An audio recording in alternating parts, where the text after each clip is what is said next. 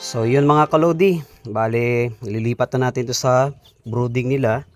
At ito pa yung ibang mga sisiw natin. Yan po.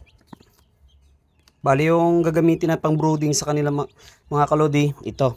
Bumili na lang ako ng storage box.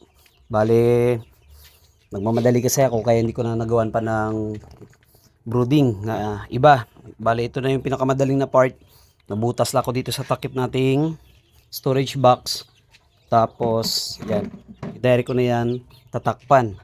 Bali lagay ko lang sa mas maliwanag na lugar para kahit papaano hindi na natin kailangan pa maglagay pa ng ilaw.